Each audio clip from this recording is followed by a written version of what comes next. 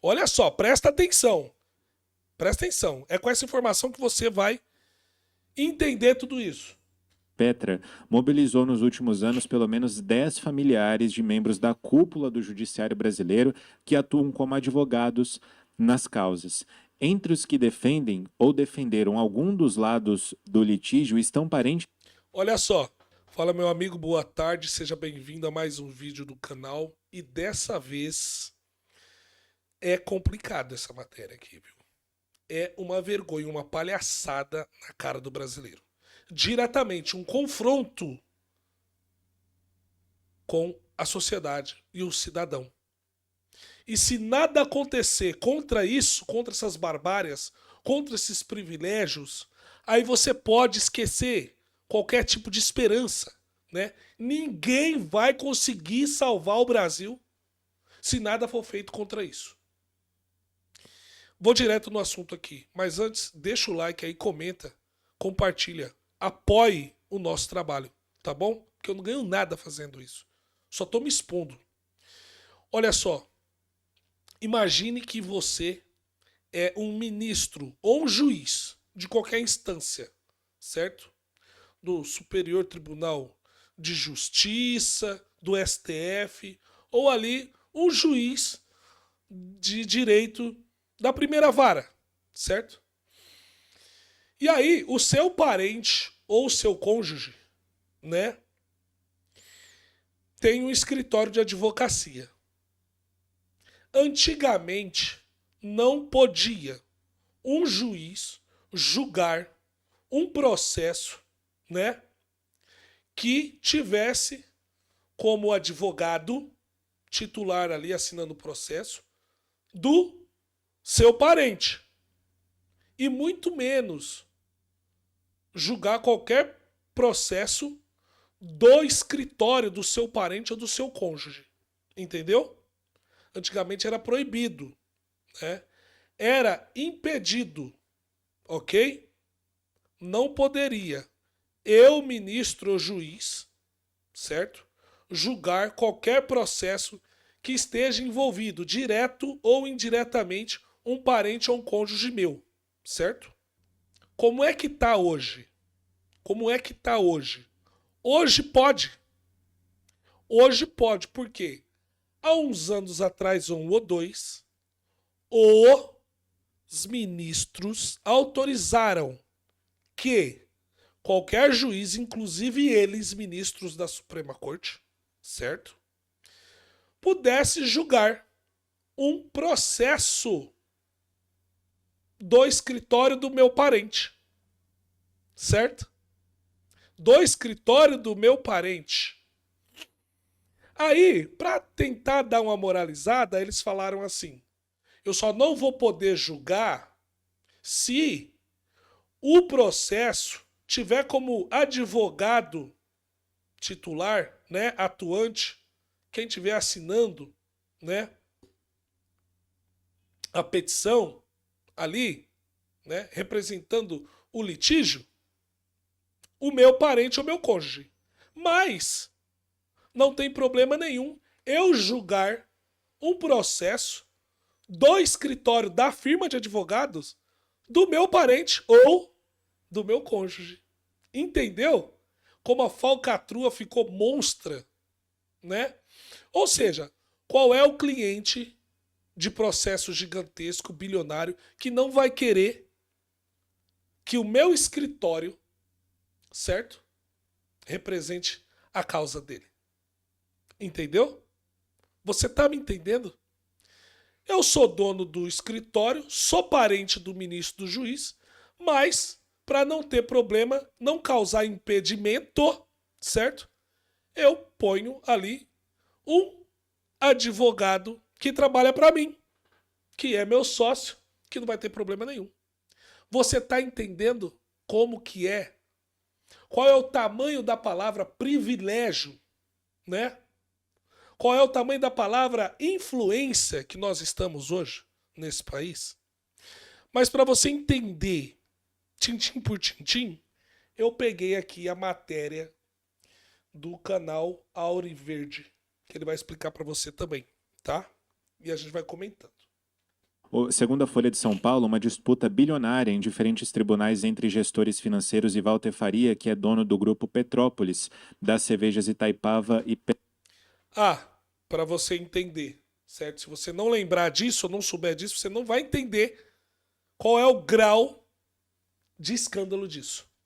O empresário Walter Faria é aquele que, na época da Operação Lava Jato, foi preso.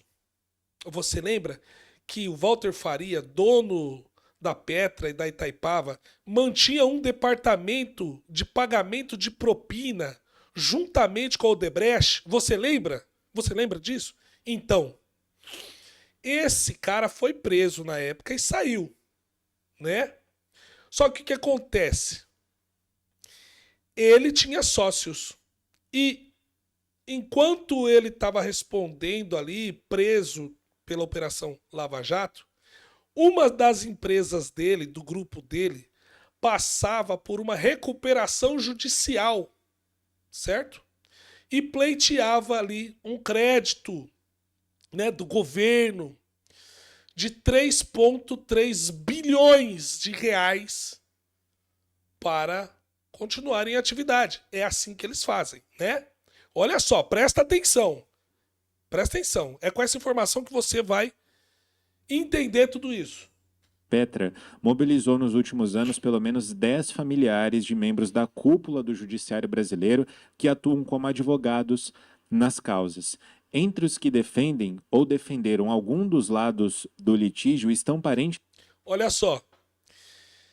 Eu não achei novidade nenhuma os nomes, né, de quase todos os ministros que ele vai falar aqui pra gente. Só que teve um que eu fiquei muito decepcionado. Não era para ele estar envolvido nesse tipo de esquema constitucionalizado, legalizado. Entendeu? Nesse balcão de negócios, certo? De influência. Vamos lá. Dos ministros do Supremo Tribunal Federal. Olha só essa informação. Gilmar Mendes, Alexandre de Moraes, Cristiano Zanin e Cássio Nunes Marques. Também Cássio Nunes Marques, sim. Cássio Nunes Marques tem parente, né? Escritórios de parente, certo? Defendendo processos cuja o destino final vai cair aonde? No próprio Supremo Tribunal Federal. Agora, meu amigo, te pergunto, quanto será que esses clientes não vão... Olha só a merda que eu ia falar aqui, hein? Vamos supor aqui, vamos melhorar. Quanto que não custa uma defesa dessa? Né? O cliente já sabendo aonde vai ser a instância final e quem vai julgar. Você está entendendo aonde que está o esquema? Né? Onde está o esquema? Porque se não fosse para a decisão for favorável ao cliente, o cliente nem tinha procurado o escritório dos parentes dos ministros do Supremo Tribunal Federal, né? Vamos lá, continuar aqui. Participa do processo um filho do ministro Luiz Felipe Salomão, vice-presidente do Superior Tribunal de Justiça. Os familiares dos ministros atuam ou atuaram como advogados de um dos lados de processos que tramitam no STJ, na Justiça do Paraná e na Justiça Federal em Brasília.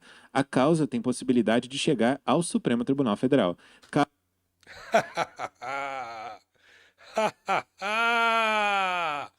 Entendeu? Você tá me entendendo aonde que é? Aonde que tá a jogada, né? E aí a Folha de São Paulo, que é um jornal de esquerda, né? A Foice de São Paulo, foi ela que noticiou isso daí. Certo?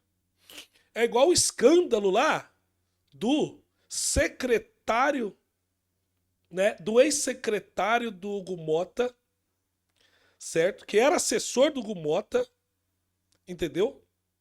Quando a Conafer já estava roubando o dinheiro dos aposentados e pensionistas lá no INSS, cuja o desvio foi de R$500 bilhão, né? E aí a Globo soltou isso daí, né? A CNN soltou isso daí, Daniela Lima achou isso um absurdo, né? Ou seja, nem eles estão mais aguentando tanto escândalo, né? E para a Folha de São Paulo colocar essa matéria como capa, o maior escândalo do ano para mim é isso, né? Que a gente desconfiava que tinha, né, esquema, a gente sim, mas agora temos provas noticiadas. Olha até onde vai o buraco desse país. Olha até onde o cidadão está enterrado, né? Se não acontecer nada contra isso, contra essa prática que para mim é criminosa, você pode esquecer qualquer tipo de justiça nesse país. Porque, esquece, nem um outro presidente de direita conservador vai dar jeito.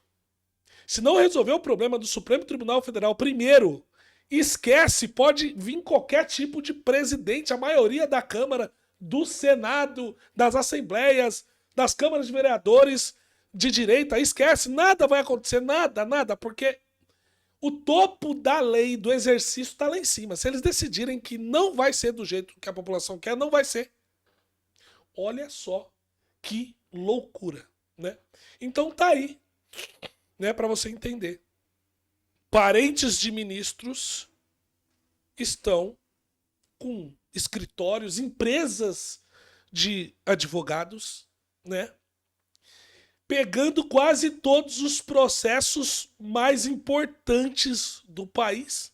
Lavagem de dinheiro, recuperação de crédito, né? Eventualmente defende até um malfeitor maior, um traficante, né? Precatórios, tudo que envolve grandes coisas, quantias de dinheiro.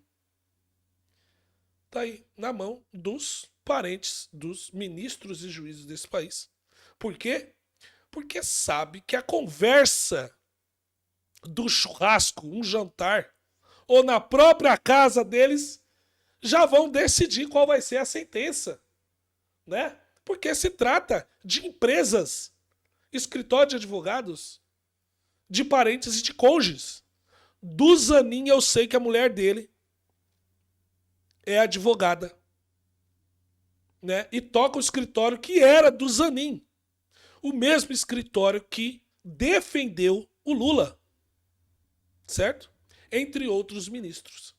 E o próprio indicado aí do Bolsonaro também, Cássio Nunes Marques, também tem parente na fila do privilégio, da prioridade, na fila da safadeza. Você entendeu? Você entendeu como é que tá as coisas nesse país? Pois é, meu amigo. É isso aí. Um abraço, um beijo. Fica com Deus. Compartilha aí, ajuda o canal, tá bom? Até mais, até o próximo vídeo. E reze muito pra Deus, tá?